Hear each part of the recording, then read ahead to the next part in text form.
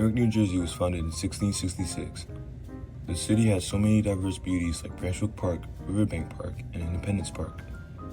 Newark is most known for being a gateway city because of all the transportation hubs. About 34.9% of the population are immigrants and over 6 different races, which brings in a lot of distinct cultures.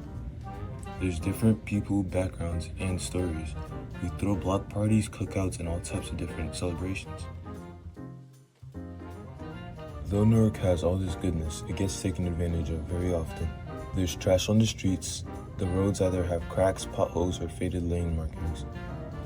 Buildings are either deteriorating or damaged, and there's even pests running through the streets. I skateboard, so I have personal experience with the bad roads in Newark. On many occasions, there will be a pothole or crack that traps my wheel and sends me flying. The cracks and holes are so bad that even the wheels I got that are supposed to be able to ride on rough roads still get stuck. The roads are a real problem, not just for me, but for everyone who uses them. Here are the opinions of members of the community. Do you trust the city to fix the problems with the potholes, cracks on the road, and all the trash in the streets? Why or why not? I trust the city.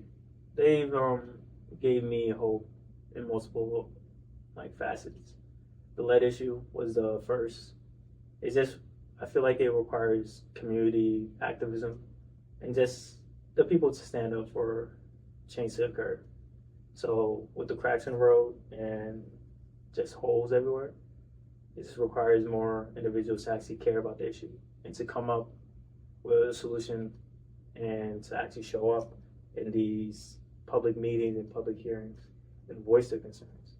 Talk about the damages that not only has it done to the visual aspect, but the physical aspect of their cars or wherever it might be. Yeah. Okay. If all these deteriorating buildings and damaged properties keep going unmaintained, what do you think will happen long term? It loses history because Newark is one of the few states in New Jersey that has maintained its history. When I walk down Halsey Street and I'm looking at the buildings, I'm like, oh snap, this building has been here for years.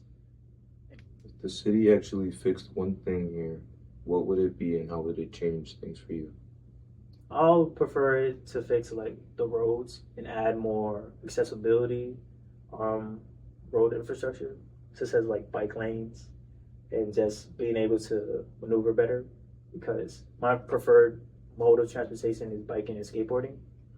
Like I drive because I need to in Newark, but if I didn't have to, I'll just be skateboarding to every location. I'll be biking to every location if it requires me to. Do you trust the city to fix the problems with the potholes, cracks on the road, and all the trash in the streets? Why or why not? So I trust the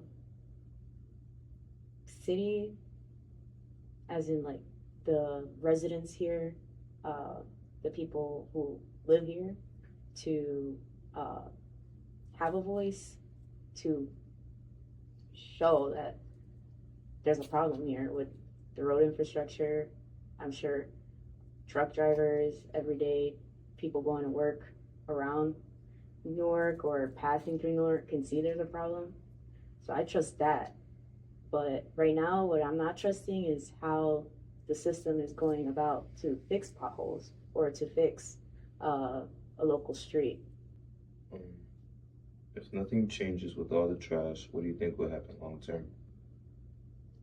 So long term, I see a lot of issues with not just the environment, because when we think about trash, we think about how flooding could happen. We think about how it can impact like wildlife, seeing pigeons eating like a chicken bone. Like that's not good. But like I also think about like how it could affect people mentally. Like how I like to think about it, if I'm going through like depression and I come back home and I see a reflection of that through my messy bed, my messy clothes everywhere, it really affects like my mental health. So seeing that outside of like you're seeing your community as trash, I feel like that really has an impact on somebody. How do you contribute to your environment? Uh, so I like you mean Well, yeah, we know you have history with a lot of protesting and things like that. environmental But issues. yeah, So I try to attend. How I started is by attending public meetings. I first It was a wake up call for me when I learned about a report saying that we're in code red for humanity. So if we don't switch up, we will have catastrophic climate events happening, and we see it. So that was my wake up call, and I asked my local town like what they're doing, and I didn't like their response. So I was like, you know what? Let me like try to go outside of government and see what the community is doing. Responsibility is shared between local government officials and the residents of Newark for its neglected environment. Progress stalled by economic deprivation and communal disconnect. There is a certain level of accountability that each party must uphold, and the best way to do this is with awareness not only of the situation at hand, but of why someone may be hesitant to act. In the first map, the air quality in Newark is identified by the color of the shaded area, ranging from yellow in the 57th percentile to a deep red in the 94th percentile, right next to Eastside High School and the Steel Container Corporation. Ironbound hitting 94th percentile means the air quality is worse there than in 94% of New Jersey. In fact, a record study shows that in Newark it is estimated that 1 in 4 children has asthma, far outpacing the national average of 1 in 11. Rates of asthma are only expected to increase in tandem with higher temperatures linked to climate change. This isn't to say the community is unaware or unwilling to address the dire situation. One of the main responsibilities of the local government is to provide essential services to the citizens via listening to their requests, though this responsibility appears to remain neglected. The second map is labeled by areas of Newark that have filed complaints about public cleanliness, albeit unlikely that these are the only instances of environmental negligence, all but one have gone unacknowledged. Situations like these are why, in many instances, residents feel discouraged from advocating for their quality of life. On the other hand, being disregarded may inspire the right people to bring forth action to the community.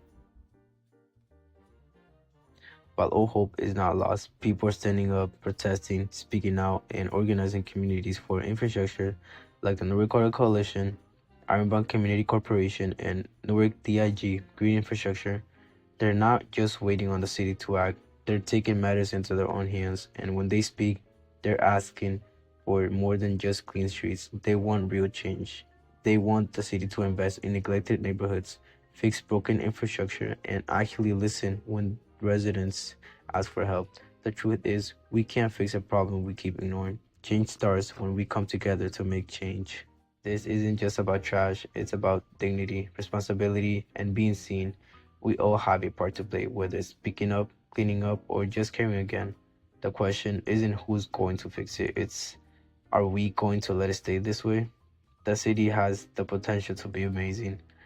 Newark deserves more, and so do the people in it.